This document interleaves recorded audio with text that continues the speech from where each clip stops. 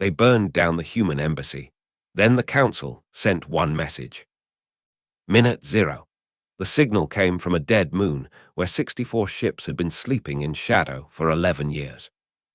Commander Vrex Khan's forward picket emerged from the debris field at speed, and Admiral Vortin's screens went white with targeting larks. 3 days earlier, the Accord had sent a 4-word message to Earth. The settlement on Thorin's haven had burned. 19 people had been in it, and all the council would send was, "The matter is closed." Khan did not understand, in those first seconds, that he was calculating the wrong numbers. He was counting Vraxan ships and Accord protocols. He was not counting the ones in shadow, the ones that had been waiting for 40 years to become visible. The cashier arrived at second-level coordinates. Then the Vorti, smaller species, dismissed species, all moving in syncopated silence, a timing that should have been impossible. Khan's tactical systems tried to reroute around the new contacts. There were too many to reroute, too many for a fleet that had expected nothing. In the chamber of Accord, 51 million kilometers away, Elder Thex Ravin's fingers tapped once against the armrest. Just one tap, slow, deliberate. She had been waiting for this. She did not know the exact numbers. She did not need them. She was watching a calculation resolve itself into violence, and she understood every step. At Nexus Spire, Admiral Vortin set down her thermal flask without making a sound. The flask was dented. 11 years of gripping, it had marked the metal. It was held together with wire because she had never replaced it. It was a record of time spent waiting. The way her face was a record of not showing anything while she waited. "Full release," Vortin said. "All reserves, mark them engaged." 64 ships broke formation from concealment behind 3 moons. Not Vraxan, not Accord-affiliated. Human and allied forces that had spent the last 11 cycles drilling in hidden shipyards. Waiting, counting, preparing. Khan received the contact list at the same moment his forward picket ceased transmitting. He read it once. He read it again. His mandible twitched, a tell he had learned long ago not to display. 64 ships, all unknown, all already bracketing his position. By minute 4, his forward picket was gone. By minute 12, the first logistics hub was surrounded. By minute 18, its systems went dark. The second wave arrived not as a cascade of fire, but as a synchronized pulse. Cashier microstrikes and Vorti point defense interlock moved like one organism with 1,000 hands. In the chamber, Ravin's fingers did not tap. The matter had moved beyond calculation into certainty. Khan had mistaken patience for permission. He had confused institutional silence with acceptance. He had never understood what the smaller voices in the room had been doing for 40 years. Counting, keeping record, waiting for the day when files became weapons. What the Accord didn't know, what they had stopped bothering to learn, was that patience itself could become a weapon, and a species that does not raise its voice sometimes raises everything else. 3 days before Khan's fleet realized it was surrounded, Admiral Vortin held a chipped mug of coffee and read 4 words on her screen. The message from the Accord was always going to be brief. 4 words, "The matter is closed." Beneath it, a casualty list, 19 names. Vortin read them aloud once to an empty office. She had been expecting something else.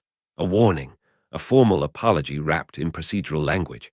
The Accord had been sending procedural language for 40 years. Every time a human colony reported an incursion. Every time a trader was detained. Every time a diplomat's ship went quiet and stopped answering hails. 40 years of filing reports through channels that led nowhere. 40 years of waiting for a response that was not just 4 words. Vortin set the mug down. She opened a secure channel to her aide. "Wake the long ledger," she said. 5 words that began the end of the Accord's 8,000 years. 26 floors below Vortin's office, Lieutenant Mesh Ven was asking a junior analyst what the long ledger was. The analyst shrugged. Probably an old accounting system. Neither of them was right. Neither of them would forget this conversation. Ven found the reckoning scroll listed in a database her security clearance should not have permitted. 212 entries, 1 per incident, 1 blank field per entry. The field was labeled, answered, no. Her hands began to shake as she understood what she was looking at. Not a ledger, a registry. 40 years of violence, all logged, all tallied, all waiting for the moment someone would decide to answer back. Across 3 systems, the signal went out.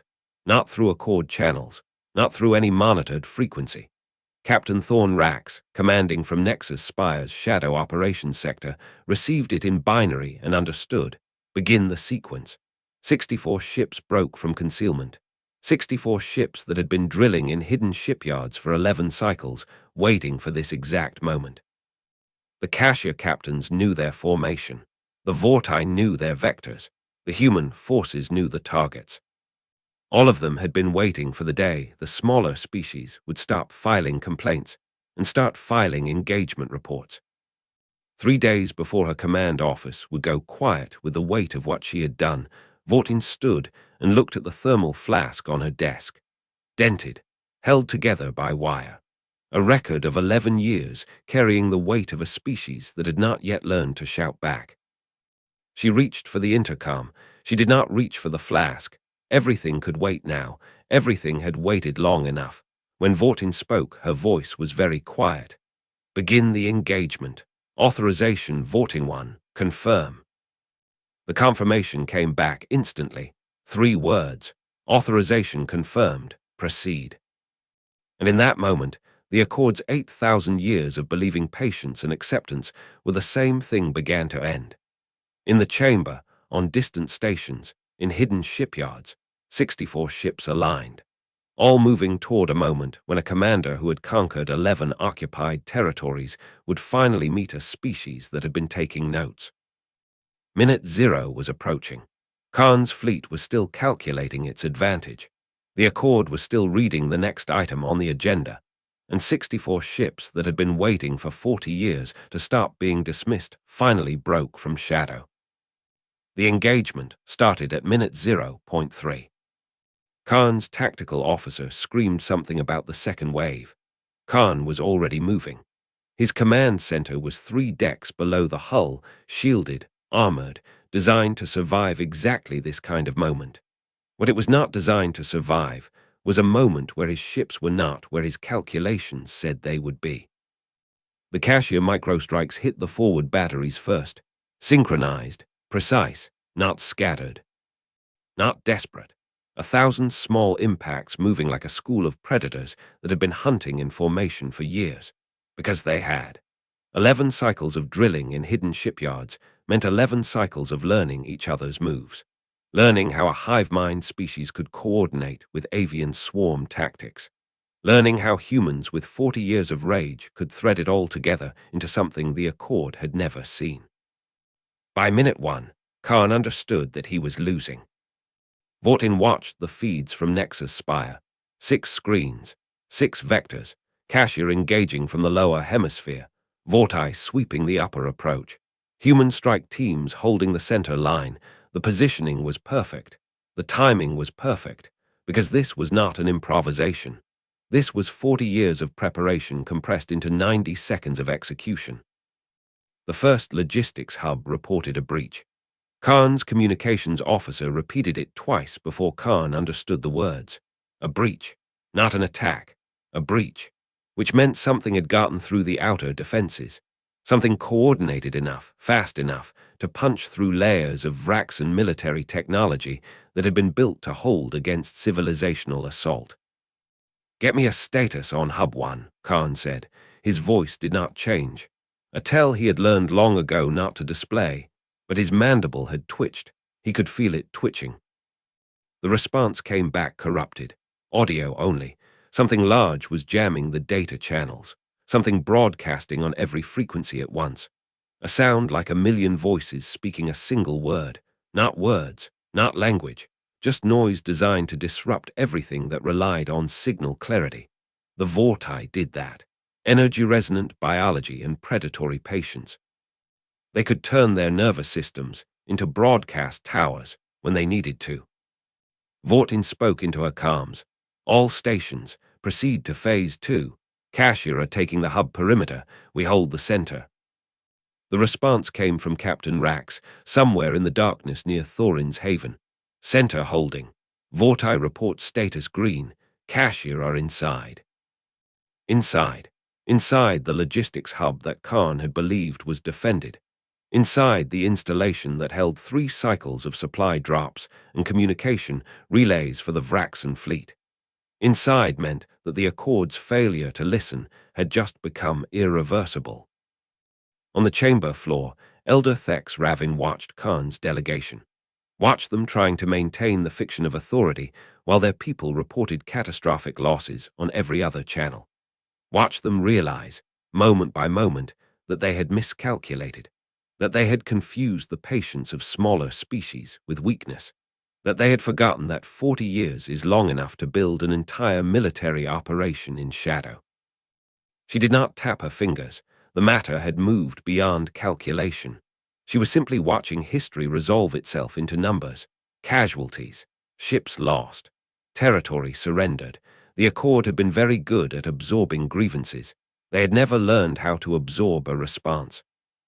By minute 4, Khan's forward picket was gone, not destroyed, not yet, but separated, isolated, forced into a corner where they could not maneuver, could not receive orders, could not do anything but wait for the cashier and Vortai to make the next calculation. And they would. They had been waiting 40 years to make it. Vortin set down her thermal flask, picked it up again, set it down again without drinking. Her hands were shaking. She was aware of her hands shaking. She did not care. 40 years. 11 years of carrying this flask and knowing what it represented. Time. Waiting. The weight of a species that had learned to be patient in ways the Accord could not imagine. Full engagement on all targets, she said. Authorization Vortin 1. Confirm. Confirmed, came the response from Rax. And then, a moment later, we have the first hub, switching to secondary positions. Cashier report minimal casualties. Vortai are moving to intercept the second wave. Minimal casualties, which meant the smaller species had spent enough time drilling to make this look easy, which meant they had trained for scenarios the Vraxan had never considered, which meant the moment Khan thought he was facing one enemy, he was actually surrounded by 7. In the Chamber of Accord, First Speaker Yendel Cross began receiving the casualty reports. He read them aloud into the record, voice level, tone administrative, the way he read everything, as if the destruction of 3 logistics hubs and the loss of Khan's forward picket were just another agenda item, as if the Accord had not just spent 8,000 years building a system that assumed larger species could dismiss smaller ones without consequence. Vortin watched her secondary screens, watched the Cashier colony ships moving into position around Hub 2, watched the Vortai break formation and hit the flanks, watched something that should have been impossible become inevitable. And she understood, finally, what Elder Ravin had said in the chamber 3 days earlier. They will not shout. That is not how this species answers. She picked up the thermal flask again. This time she drank, just a small amount. Cold, old coffee from hours ago. It tasted like patience. It tasted like 40 years of filling in blank fields in a registry that no one was supposed to see. It tasted like the moment when a species that had been taking notes decided to stop writing and start answering back. Captain Rax, she said into the comms, where is Khan? The pause lasted 3 seconds. In combat, 3 seconds is an eternity. Unknown, Rax replied. His command center went dark at minute 3.7. We don't have a lock on him. Which meant Khan had done the only thing left to do. He had abandoned his position. He had cut his own lines and run. And he was running toward the only place left that might protect him, the Chamber of Accord. Toward the institution that had taught him that patience and permission were the same thing. But the chamber was 800 million kilometers away, and the path between here and there led straight through the engagement zone. Vortin set the flask down again. This time her hands were steady.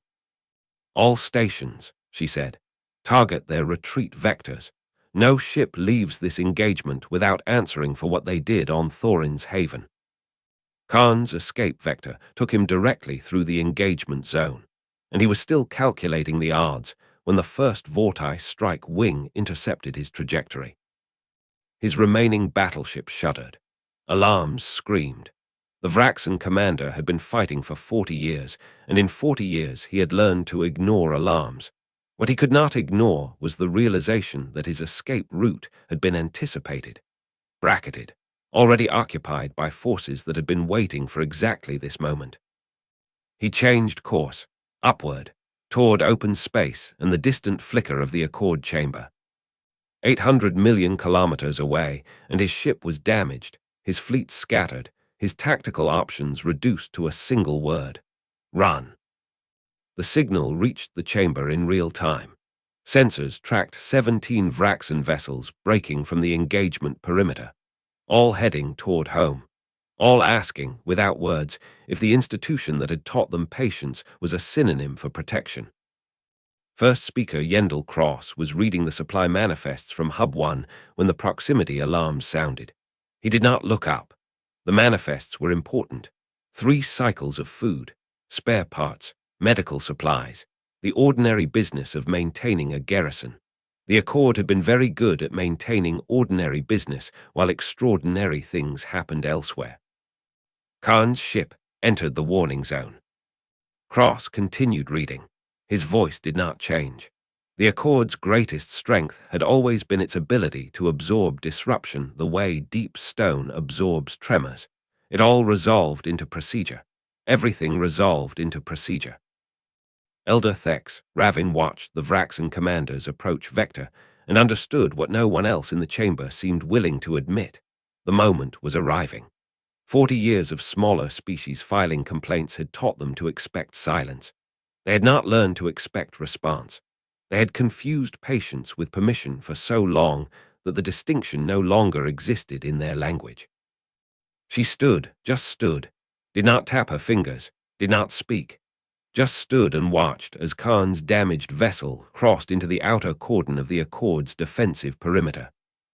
Every other delegate in the chamber noticed her standing. An Ashan does not stand in the chamber of Accord unless the matter is existential. An Ashan does not stand unless calculation has resolved into certainty. Khan transmitted a request for dark access. Protocol dictated they grant it. The Accord had 8,000 years of protocol. They had nothing else. The docking bay opened. Khan's vessel settled into the moorings like a dying thing finding rest. But it was not rest. It was simply the moment before understanding. The moment before a species learns that 8,000 years of believing in their own permanence is not the same as 8,000 years of earning it. Ravin watched Khan emerge from the airlock, tall, scarred, mandible still twitching from the moment he realized he was surrounded, still calculating, even now, that there might be a way to salvage this, that the Accord would protect him, that the institution valued order over accountability. She had been waiting 40 years for this moment. She had been waiting for the moment when a bully finally understood that the smaller voices in the room had not been silent because they were afraid. They had been silent because they were counting. First Speaker Cross rose to acknowledge the Vraxan commander. Protocol demanded it. Procedure demanded it. Everything demanded it. And so Cross stood and opened his mouth to deliver some phrase that would fold this moment back into routine, back into the long machinery of the Accord that had learned to absorb anything except consequences. That was when Ravin spoke. "Commander Khan," she said. Her voice was barely audible. 3 meters tall, 340 years old, and she had perhaps 40 words left in her for this lifetime. She chose them carefully. The Council did not know, but the smaller species knew. We knew 40 years ago. We kept records. Silence. The kind of silence that moves through a room like something alive. The kind of silence that comes when an institution realizes that it has been miscalculating for 4 decades. The records show 212 entries, Ravin continued. 1 per incident, 1 per act of violence absorbed by your Accord and filed under regrettable. Each entry has a blank field. The field was labeled, answered, no. Khan understood. Too late, but he understood. The Accord had not protected him because the Accord was about to understand that protection requires accountability, that smaller voices in a room might not be small at all, that they might simply be patient. That patience, given 40 years and the right moment, becomes indistinguishable from power.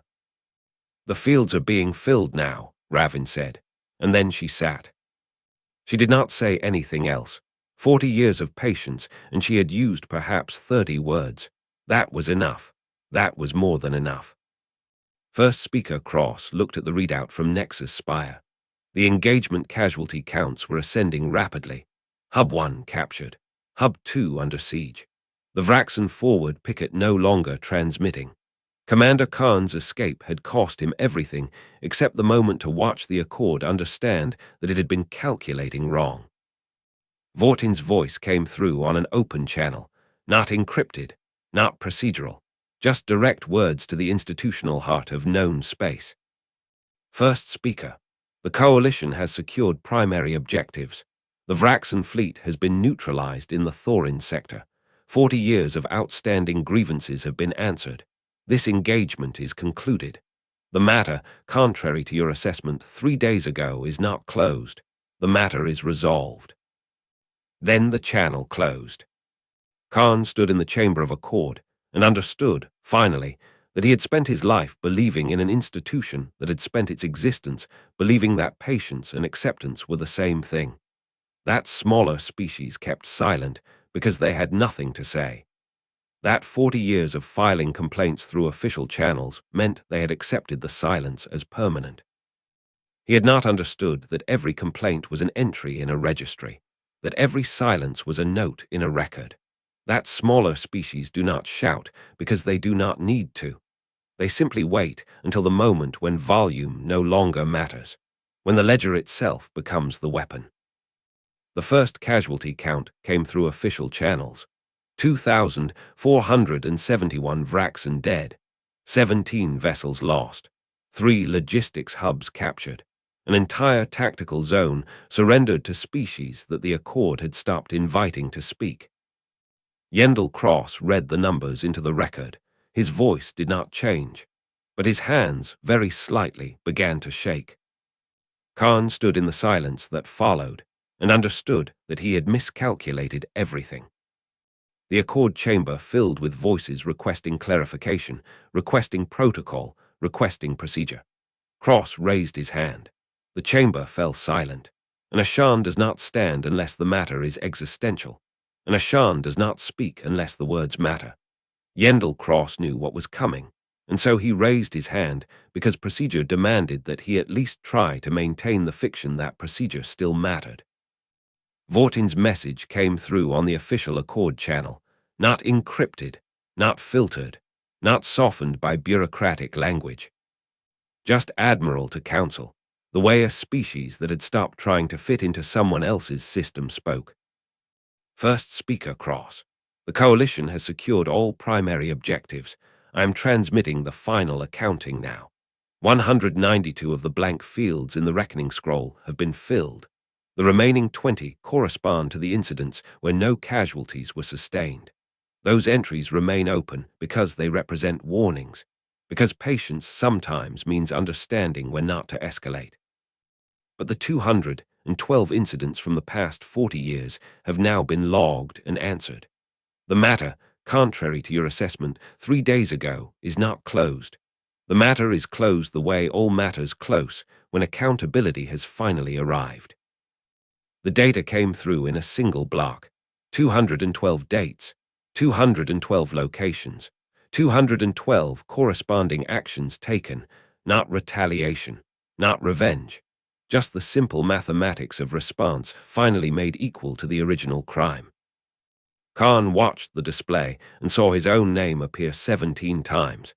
17 separate incidents, 17 separate victims, 17 separate reasons why the smaller species had learned to keep records, 17 reasons why patience had finally become indistinguishable from power.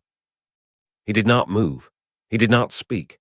He simply stood and understood that 8,000 years of institutional belief in his own dominance had been calculated incorrectly.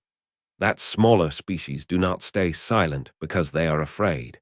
They stay silent because they are counting. Because a species that will not shout will eventually demonstrate that shouting was never necessary. Sira Valk, the attaché who had survived Thorin's haven by being 3 systems away, sat in a secure observation room and read the final accounting. She had been carrying a photograph of 19 people at a dinner table. 19 faces from 6 weeks before the settlement burned. 19 names that were now entries in an official record instead of a private grief. She set the photograph on the console and looked at the 2,471 casualties listed on the Vraxen side. The engagement was being called a victory. The engagement was being called justified. The engagement was being called the cost of institutional silence, finally becoming institutional accountability. She did not cry. She had read the Accord's response, and she understood that crying was unnecessary. That crying was a luxury of species that believed the universe would mourn with them. The universe would not mourn. The universe would simply note that a species that had learned to wait had also learned to calculate. And that calculation, given 40 years and the right moment, had become indistinguishable from power. At Nexus Spire, Admiral Vortin reached for her thermal flask. She had been carrying it for 11 years. It was dented from gripping it. It was held together with wire because she had refused to replace it. It was a record of time. It was a record of patience. It was a record of a species that had learned that silence was not acceptance. She drank the cold coffee and set the flask down on the table beside the final transmission log. The flask did not spill. It never spilled. It had survived 11 years of carrying the weight of a decision that was only now becoming inevitable. "Begin the reconstruction cruise," she said to Nexus Spire Command. "We're rebuilding Thorin's haven. Not hidden, not defensive, visible. Let the Accord watch us work." Across the 3 captured hubs, coalition forces began the process of converting Vraxen military installations into human and allied infrastructure. The supplies that had been meant to feed Vraxen soldiers would now feed the workers. The communication relays that had coordinated the Vraxen conquest would now coordinate the coalition's presence. Every facility that had been built to project dominance would now project something else: accountability. In the Chamber of Accord, Khan understood that he was not being executed. Execution would have been simpler. Execution would have been final. What was happening instead was something far more profound. He was being forgotten. The institution that had made him, the Accord that had taught him that patience was permission, was simply turning its attention to the next item on the agenda. Yendel Cross was already reading supply manifests again. The casualty count had been entered into the record. The new territorial boundaries had been noted. The coalition's response had been logged. And now, perhaps, the Accord would begin the long process of understanding that 8,000 years of assuming patience was permission had been a miscalculation. That smaller species had not stayed silent because they accepted the silence. They had stayed silent because they were waiting for the moment when the calculation finally resolved. The final entry in the reckoning scroll was written by hand, not by Vortin, by Sira Valk, the attaché who had survived by being 3 systems away. She wrote the names of the 19 people in the photograph, just the names, no statistics, no context, just counted. Vortin looked at the entry and understood that this was the real payoff, not the hubs captured, not the fleet destroyed, not even the institutional understanding finally forced onto the Accord. The real payoff was this: the names in the photograph became the names in the record, became the names that would be remembered not as a tragedy absorbed by a bureaucratic system, but as a violation answered, as a debt paid, as a matter that was not closed the way the Council had believed matters close. She picked up the thermal flask again, just held it. The flask was dented. The flask was marked. The flask had survived because it had refused to break. And now it would sit on her desk as a reminder that 40 years of patience, given the right moment, becomes indistinguishable from power. She set the flask down without spilling. The first thing she had not broken in the Accord chamber, because some things survived by refusing to shatter.